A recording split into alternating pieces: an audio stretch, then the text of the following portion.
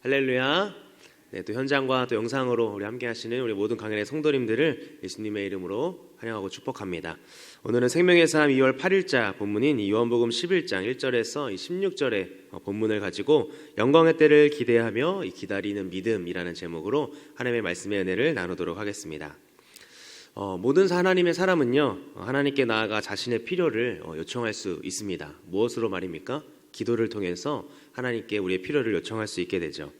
그렇게 할 수 있는 이유는요, 예수님의 이름으로 구하면 응답해 주겠다라는 말씀이 성경에 약속이 되어 있기 때문입니다. 그런데 이런 간절한 기도에도 불구하고 응답이 더디고 또 때로는 거절당한 것 같은 상황을 신앙생활 하다 보면 겪게 됩니다. 그때 우리는 또 상심하게 되고요, 또 낙심하게 되죠.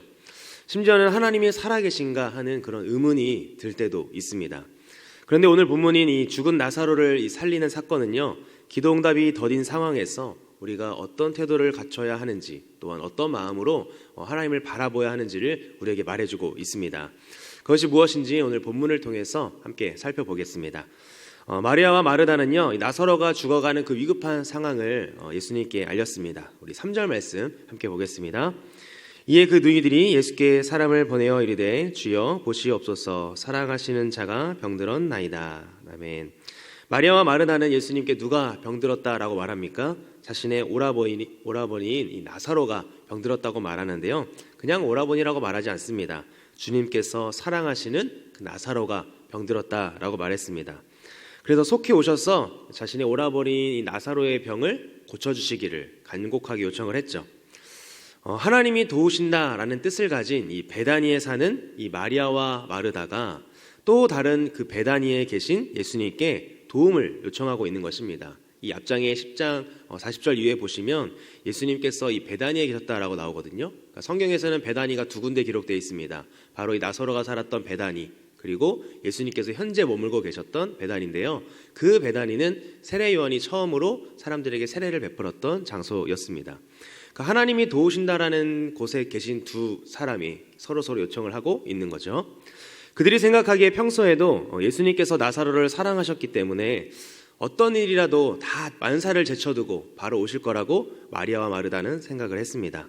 그런데 예수님이 어떻게 하십니까? 우리 6절 말씀 함께 보겠습니다.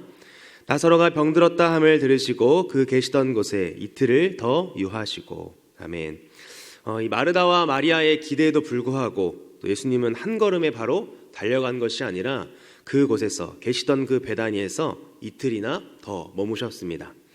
결국 예수님이 오시지 않는 그 이틀 동안요, 마리아와 마르다는 그 병 때문에 고통당하는 오라버니의 모습을 봐야 했고요, 그 오빠인 나사로의 죽음을 지켜보아야 했습니다. 두 자매는 긴박한 상황에서 이 이틀이란 시간을 고의적으로 지체하셨던 그 예수님을 이해할 수 없었을 것입니다. 예수님께서 정말 우리를 사랑하시는가, 정말 나사로 오빠를 사랑했는가에 대해 의심하고 또 그동안 쌓아 올렸던 그 예수님과의 신뢰 관계가 무너지기에 충분했습니다. 이처럼 기도응답이 지연되는 기다림의 시간은요, 우리에게 깊은 낙심을 불러오게 됩니다. 응답을 기대하고 또 기도한 시간들을 허비했다라는 생각으로 하나님을 원망하기도 하죠. 그러나 여러분, 우리가 분명하게 알아야 되는 그 한 가지 사실이 있습니다. 그것이 무엇일까요? 바로 우리가 응답의 때라고 믿는 시간이 하나님의 때가 아닐 수 있다라는 것입니다. 주님의 때가 되기까지 상황은 오히려 더 좋아지는 것이 아니라 더 나빠질 수도 있습니다. 두 자매의 간청에도 불구하고 결국 나사로가 죽었던 것처럼 기도가 거절된 것 같은 상황을 우리가 경험할 수도 있습니다. 이때 우리에게 필요한 것은요, 낙심하지 않고 그 주님을 신뢰하는 믿음이라는 것입니다. 왜냐하면 주님은 이 모든 상황을 온전히 주관하고 계시고 우리가 일하고 있지 않은 것 같은 상황이라고 여길지라도 하나님은 일하고 계시기 때문입니다. 하나님이 도우신다라는 그 베다니의 장소의 이름과 같이 하나님은 일하고 계시기 때문입니다. 우리와 가까이 계신 그 주님은 우리의 기도에 응답하시기 위해서 오고 계십니다.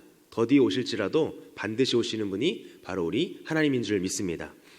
이틀이 지나자 예수님은요, 이 나사로의 집에 방문하자라고 이 제자들에게 말씀했습니다. 그러자 제자들이 반대하고 나셨습니다. 왜 그렇습니까? 바로 얼마 전까지만 해도 예루살렘에 있던 유대인들이 예수님을 적대하고 또 돌을 던져서 죽이려고 했기 때문입니다. 나사로의 집은 그 예루살렘에서 불과 3km 정도 떨어진 그 베다니에 있었기 때문에 이 제자들의 반대는 그 예수님의 안위를 걱정했던 정당한 모습이었습니다.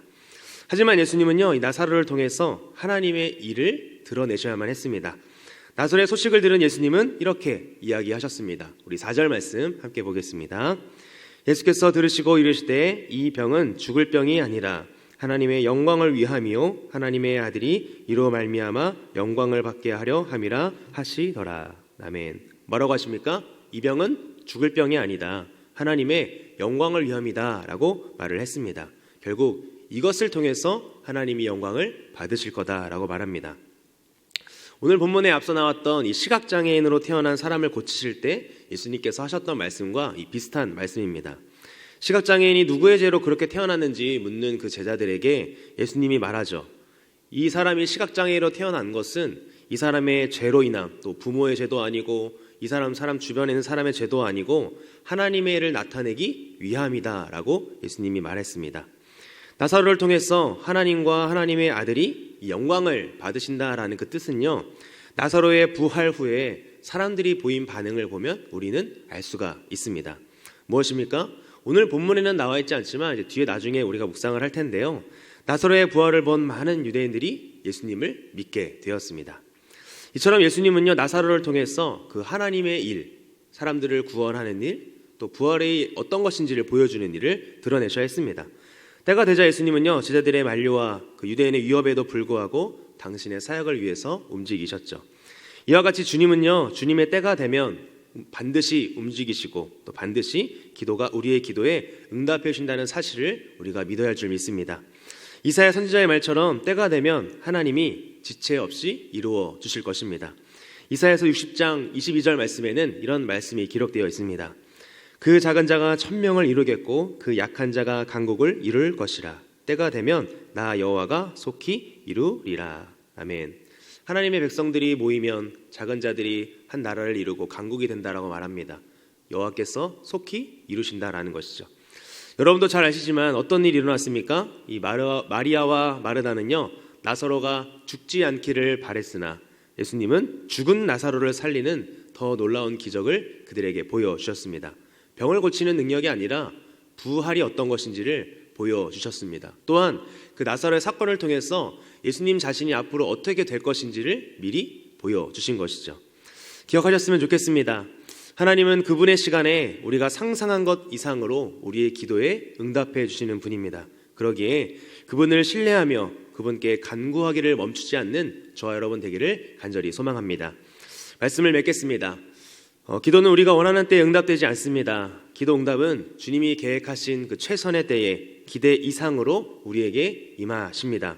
저 여러분의 삶을 통해서 그 기도 응답의 삶을 통해서 그 기도 응답을 주변 사람들에게 간증하는 그 삶을 통해서 하나님의 영광을 드러내는 은혜가 넘쳐나기를 바랍니다. 그러면 당장 눈앞의 상황이나 어떤 문제가 변하지 않더라도 낙심하거나 또 원망하지 마시기 바랍니다. 하나님은 우리의 모든 그 상황을 주관하고 계시며 우리의 사정을 속속들이 알고 계십니다. 우리의 작은 신임에도 응답하시는 그 주님의 때, 그 주님의 시간표에 우리의 인생을 맞추고 또 우리 기도 응답의 때를 맞추고 우리의 마음을 맞췄으면 좋겠습니다. 우리의 기도에 응답하시는 그 하나님을 기대하는 저와 우리 관광교회 모든 성도님들 되시기를 예수님의 이름으로 간절히 축복합니다. 우리 함께 기도하겠습니다.